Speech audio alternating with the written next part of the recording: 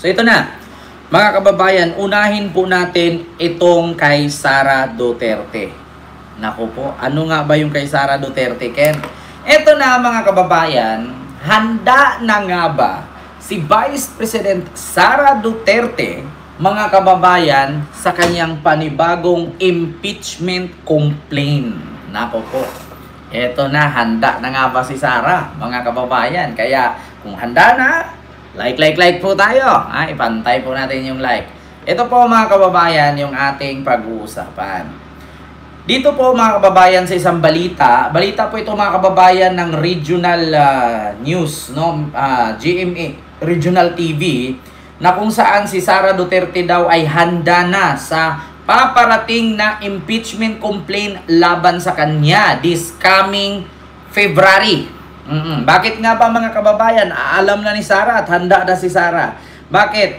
Ginamit na naman ba ang kanyang confidential fund para malaman niya na merong impeachment na paparating?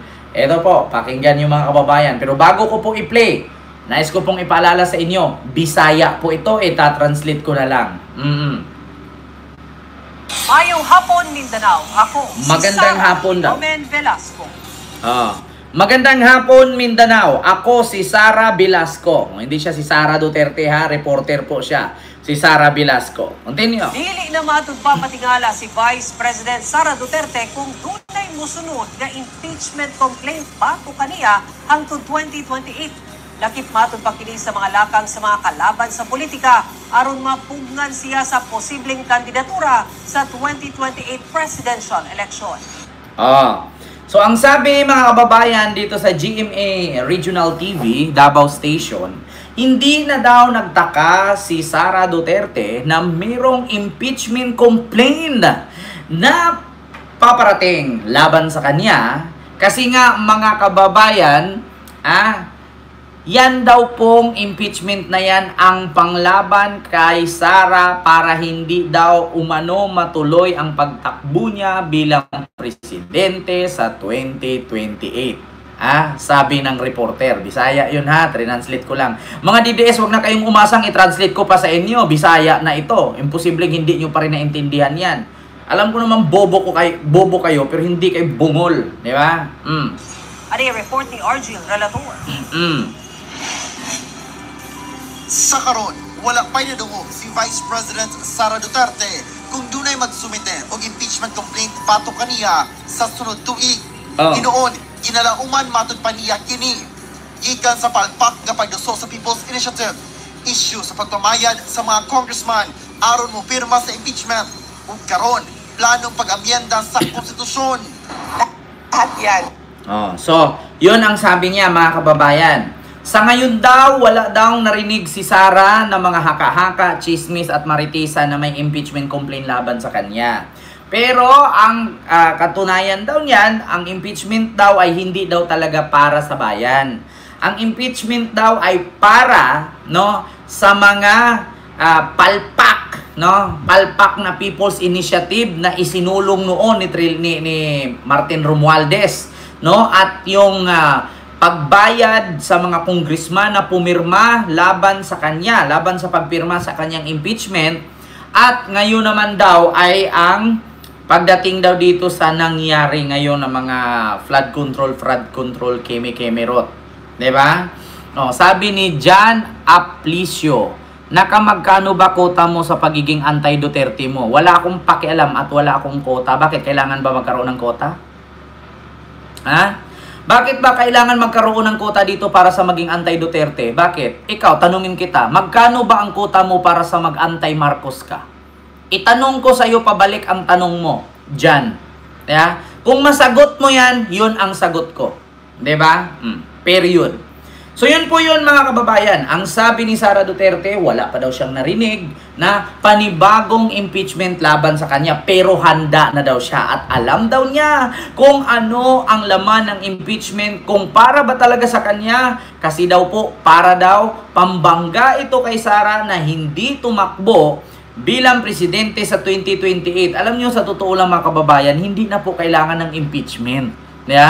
Para lang magkaroon ng pangbangga kay Sara, Diyos ko. Kahit patakbuhin yung si Sara ngayon, ura-urada, hindi mananalo yan. Putang ina. Baka mag-challenge na naman ako, magpupugot ako ng ulo. Kung manalo yan, loso. Mga kababayan, ako na mismo nagsabi. Magpupugot ako ng ulo kung manalong presidente sa 2028 yan. Wala na, yung digong-digong yung magilit ng liig. Ano pa, liliigin yung 110 years old siya bago makauwi sa Pilipinas. Kaya ako na naman magsabi, magpugot ako ng ulo kung manalo sa 2028 yan. Loso. Magtawag, i-challenge ko ngayon Ngayon, ura-urada, magtawag siya ng rally. Kung umabot ng 1 milyon, utot mo, Sara. Paniwalaan kita. Bagong hamon ko yan. Kung manalo si Sara presidente sa 2028, pugotin ko ulo ko. Mark my word. Kaya sabi ko sa inyo mga kababayan, kahit walang impeachment complaint laban kay Lustay, walang kaming pakialam. Bakit? Wala namang kwenta yan. She is useless. Diba? Continue natin, mga kababayan. Yan, ginagawa nila para tanggalin ako sa...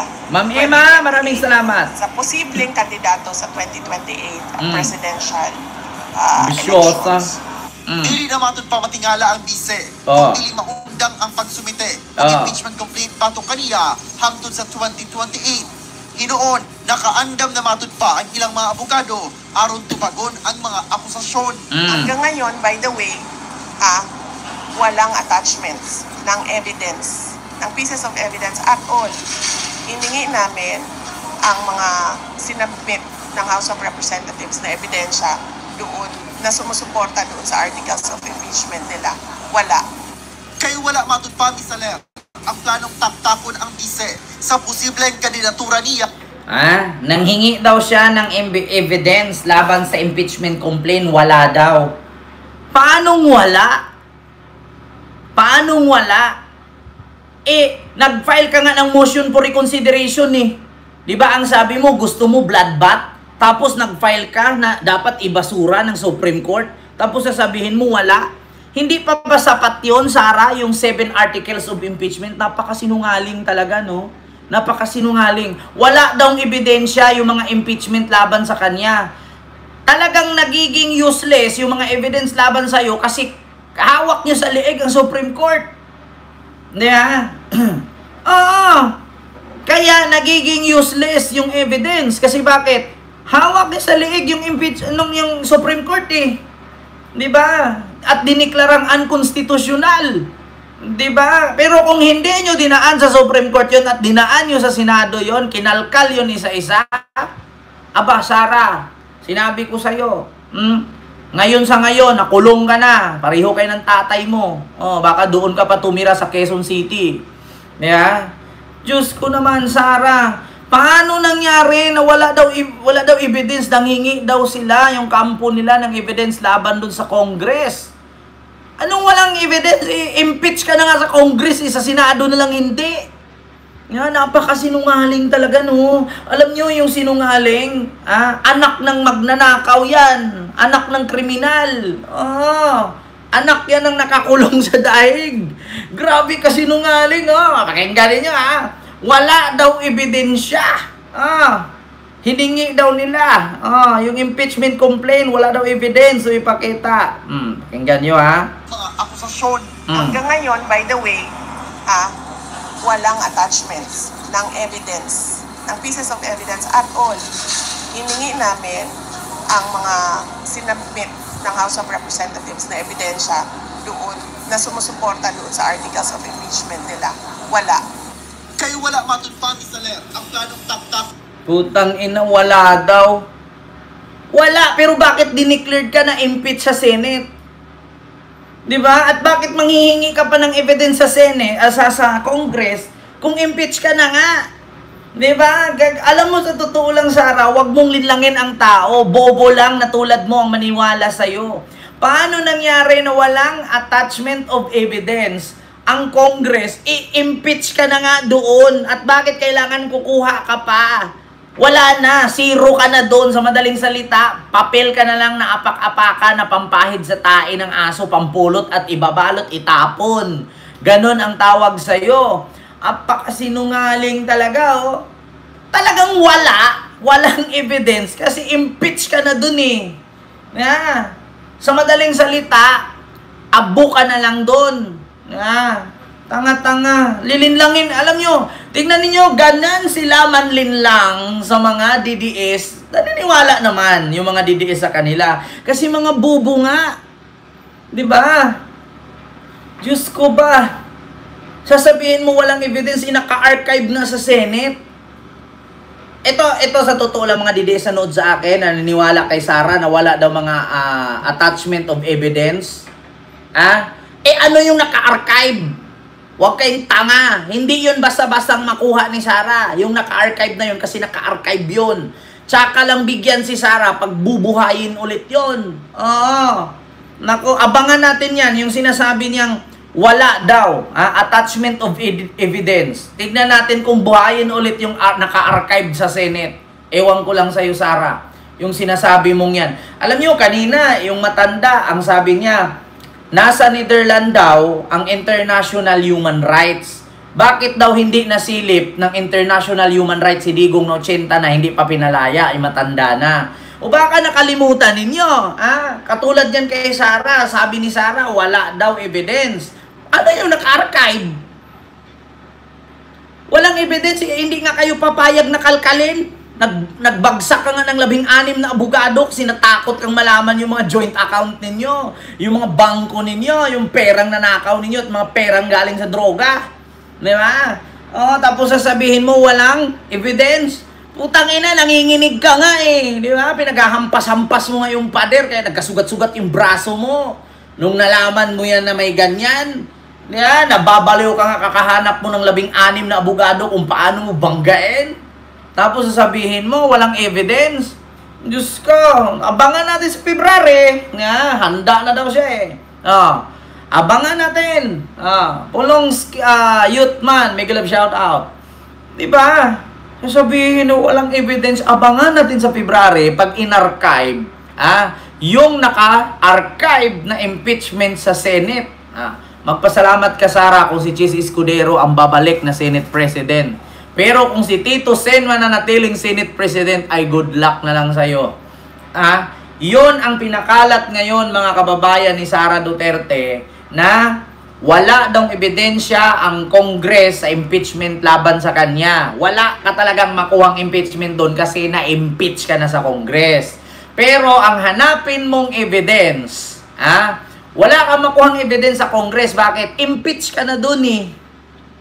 Yun ang katotohanan. Kaya nga ipinasa na ng Congress sa Senate. Ang problema lang sa Senate, inutot-utot ni Chis Escudero. Kaya hanggang sa naging archive. Ngayon, malalaman naman natin yan eh. Pag binuksan yung naka-archive, evidence ba hanap mo? Pumayag ka na buksan yung naka-archive. Hindi yung magpapakampi kayo sa sa Supreme Court. Pumayag ka. Huwag kang mag-file ng motion for reconsideration.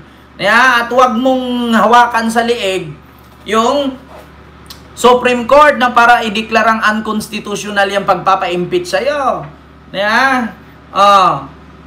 Diba? Dapat ganon, Sara, isabi mo yung totoo. Merong ebidensya. Pero naka-archive lang. Kasi hindi pumayag si Sara at hawak niya sa liig ang Supreme Court at si Chis Escudero at that time.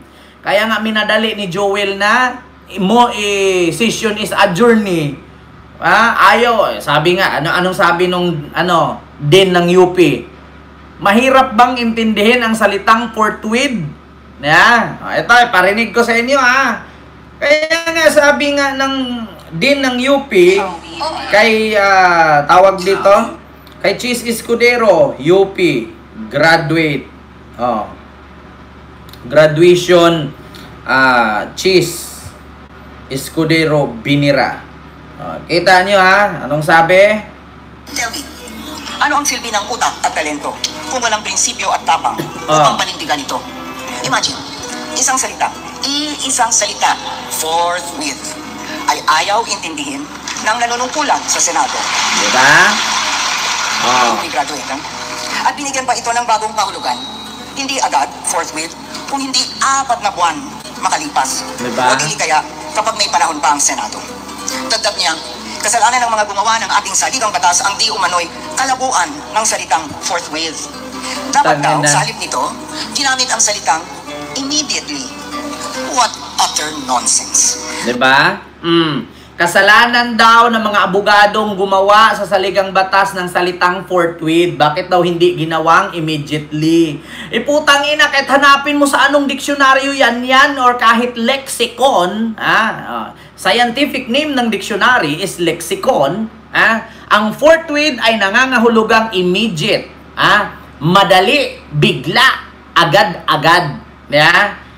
Diyos ko, pag sinabi pala nating lexicon, bakit pahirapan pang bigkasin? Meron namang word na dictionary, bakit sabihin lexicon? Bakit sasabihin ninyong moringa oro pera? Pwede mo namang sabihin malunggay, di ba? Bakit pahirapan mo pa ang tao? Tanga. Pareho sa'yo, tatawagin ka bang cheese escudero? Hindi ka naman cheese, dapat sa'yo Francis cheese escudero ka Di ba alam nyo sa totoo lang, kung alam mo pala gusto mo pangalang cheese, dapat tinagal mo na yung Francis. Diba? Napakasimple lang mga kababayan. Bakit daw ginawang forthwith, hindi na lang ginawang immediately? Hinaba pa. Forthwith, kabilis-bilis lang kaysa sa immediately. Diba? Kaya yan mga kababayan.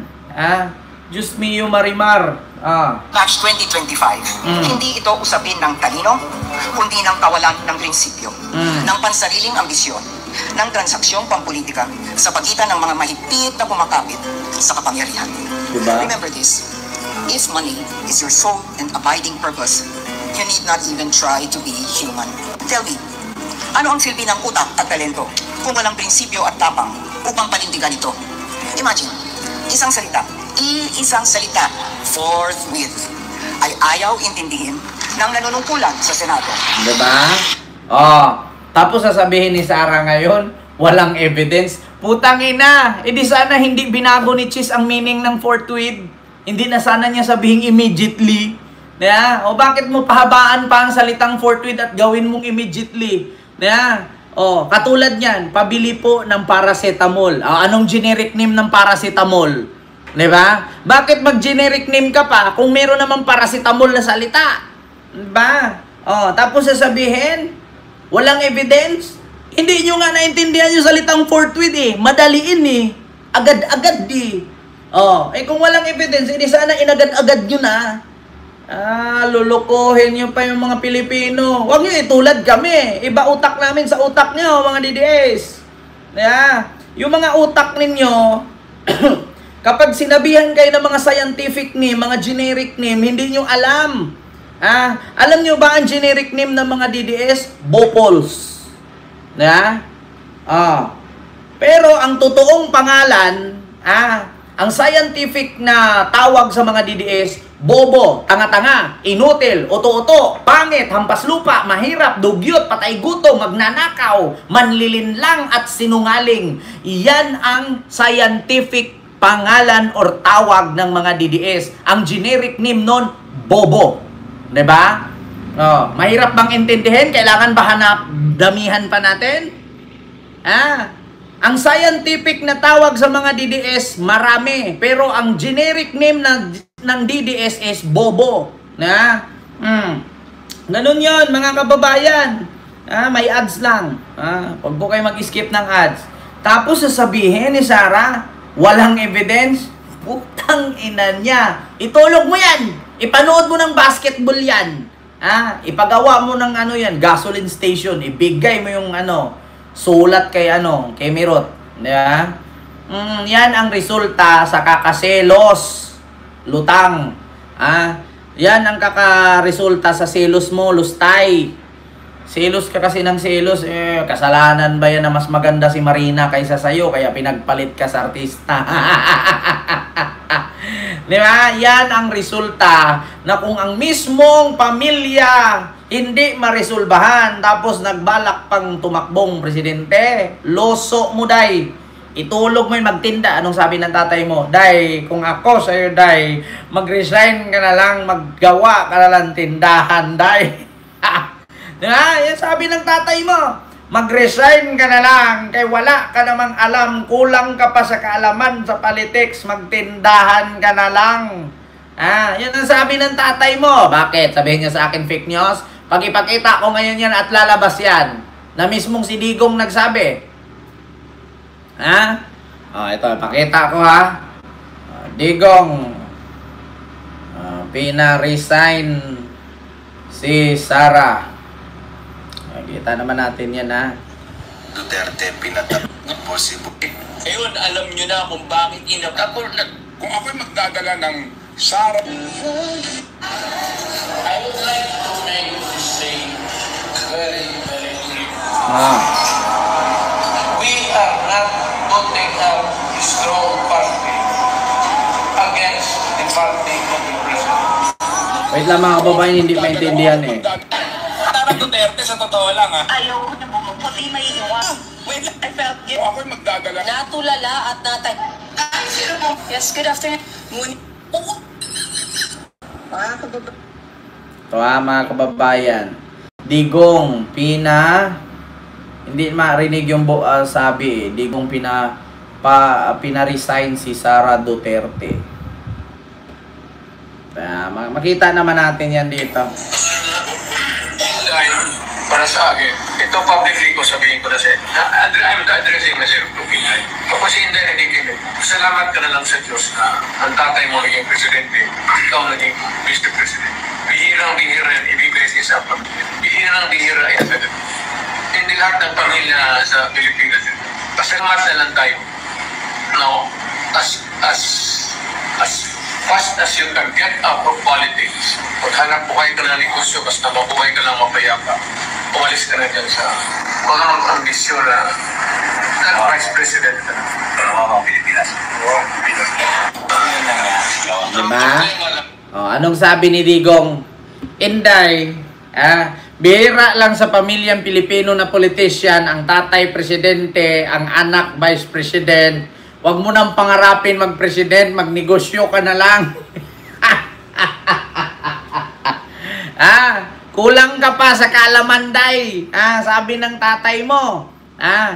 Kulang pa. Ang sabi ni Digong, huwag mo nang pangarapin. Kasi bihira lang sa pamilyang Pilipino, ang tatay naging presidente, ang anak naging vice president. So, mag-resign ka na lang, magnegosyo ka na lang. Huwag mong gayahin si PBBM na ang tatay president, ang anak naging president. Kasi ang layo mo sa kalingkingan ni Marcos Jr.